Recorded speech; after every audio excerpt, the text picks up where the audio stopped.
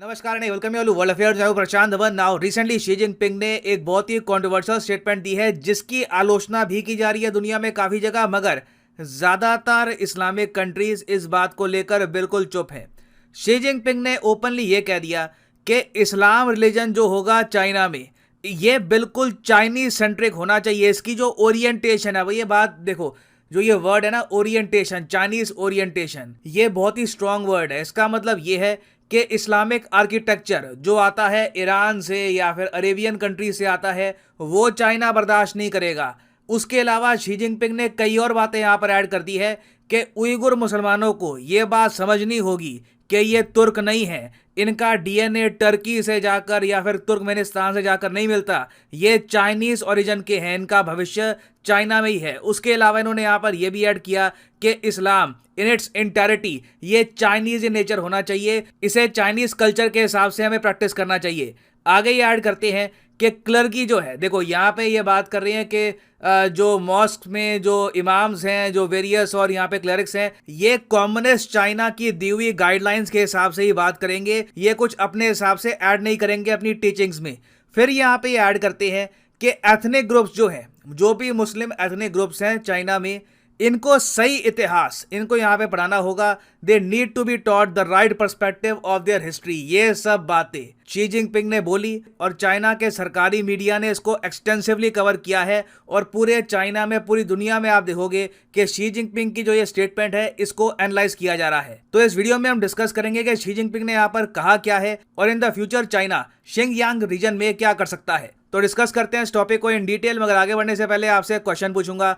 Question यहाँ पर यह है कि शंघाई कॉरपोरेशन ऑर्गेनाइजेशन, जिसके बारे में आपने बहुत बार सुना होगा, इन लोगों ने फाइनली एक शहर को डिक्लेयर कर दिया है इनका पहला कल्चरल एंड टूरिज्म कैपिटल। और इंटरेस्टिंगली ये भारत का शहर है। तो आपको बताना है कि वो कौन सा इंडियन सिटी है जिसको culture and tourism capital declare किया गया है बाय एससीओ। ये है यहाँ पे आपकी ऑप्शन, अहमदाबाद, वाराणसी, कोची या फिर मुंबई। कमेंट सेक्शन में करिए उत्तर, सही आंसर आपको मिलेगा वीडियो के अंत में। ना पिछले 8 साल से ना चाइना के प्रेसिडेंट अपनी ही कंट्री के एक रीजन में गए नहीं।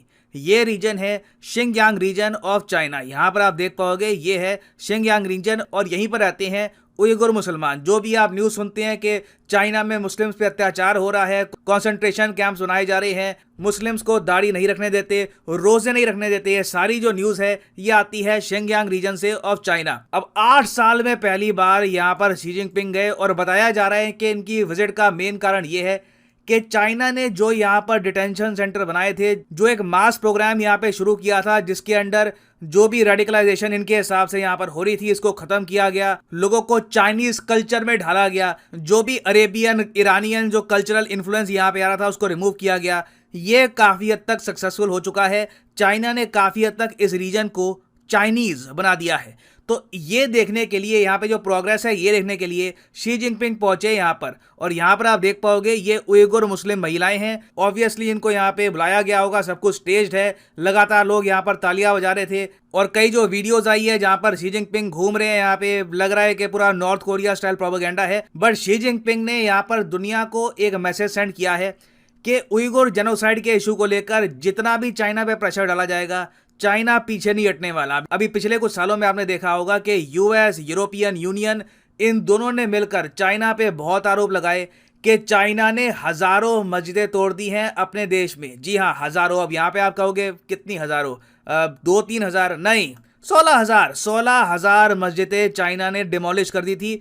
कई मस्जिदें तो देखो जो बहुत आइकॉनिक थी, बहुत आलीशान थी, जिनकी एक बहुत पुरानी हिस्ट्री थी, उन मस्जिदों के साथ चाइना ने क्या किया कि उनका आर्किटेक्चर चेंज कर दिया। बेसिकली देखो, जहां तक मैं देख पा रहा हूं, कम्युनिस्ट पार्टी ऑफ चाइना का सबसे बड़ा डर यह है कि इस्लामिक इन्फ्लुएंस जो यहाँ पे टर्की से आया या ईरान से आया, अरेबिया से आया, इसकी वजह से यहाँ पर लोगों की जो आइडेंटिटी है वो चाइना के बाकी पार्ट से अलग ना बन जाए। लोग यहाँ पर ये अज्यूम ना करना स्टार्ट कर दे कि हम तो जी अलग ही हैं। मगर जो प्रॉब्लम जो चाइना की कम्युनिस्ट पार्टी समझती है इनके सामने है, उसका सॉल्यूशन इन्होंने बहुत ज़्यादा क्रूअल अपनाया है। लोगों पे अत्याचार किए, कई हजारों लाखों लोगों को डिटेंशन सेंटर में रखा। कोई भी व्यक्ति अगर अपना खुद का रिलीजन ओपनली प्रैक्टिस करना चाहता था, उसको पनिश किया गया। और इस तरीके से आप कह सकते हैं पूरे रीजन को इन्होंने कल्चरली ट्रांसफॉर्म किया है। और इस क्रुएल्टी की वजह से ही हमने देखा है कि यूएसए ने ने लिटरली सैंक्शंस इंपोज कर दिए चाइना पर। यहाँ पर आप देख पाओगे आर्टिकल है 2021 का, US imposes sanctions against China over abuse of Uyghurs.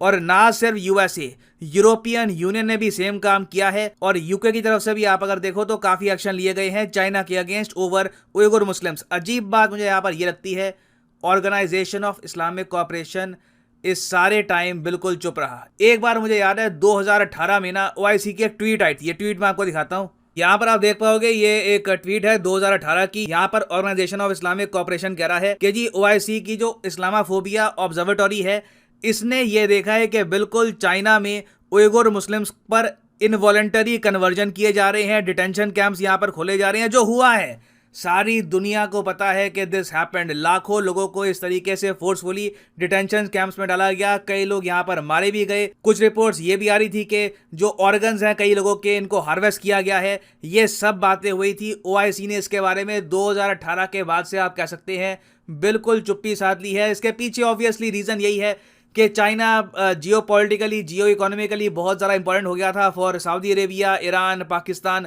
तो किसी भी कंट्री ने ज़्यादा प्रेशर चाइना पे डालना ठीक नहीं समझा। और सिंस ओआईसी कंट्रीज अपने आप में चुप हैं, तो शी जिनपिंग अब लगातार आगे बढ़ रहे हैं और जो इन्होंने संकेत दिए हैं उससे साफ लग रहा है कि उइगुर मुसलमानों पर जो चाइना का ये आप कह सकते हैं क्रैकडाउन है, ये बढ़ने वाला है इन द नियर फ्यूचर। अब यहाँ पर आप कहोगे मगर चाइना ये क्यों इतना एम्फेसिस करता है कि उइगुर मुसलमानों को ये बताया जाए कि ये चाइनीज हैं, इनका डीएनए टर्की से नहीं मिलता। ये देखो बहुत ही इंपॉर्टेंट है चाइना के लिए, क्योंकि उइगुर मुसलमान जो यहाँ पे हैं, इनमें से कई ग्रुप्स ने ये स्टार्ट कर दिया था कि यहाँ पर ये देश ना अलग तोड़ के बनाएंगे, क्योंकि यहाँ पे जो लोग रहते हैं इनकी आंखें, इनके बाल, इनकी कदकाठी, ये कहीं से भी जो हान चाइनीज है जो इस एरिया में रहते हैं इनसे मेल नहीं खाती। ये लोग कहते हैं कि जी हम लंबे चौड़े हैं, तगड़े हैं, हमारी जो शक्ल सूरत है ये मिलती है तुर्कमेनिस्तान के लोगों से, टर्की के लोगों से, अजरबैजान के लोगों से, हम एथनिकली आपसे सिमिलर ही नहीं है।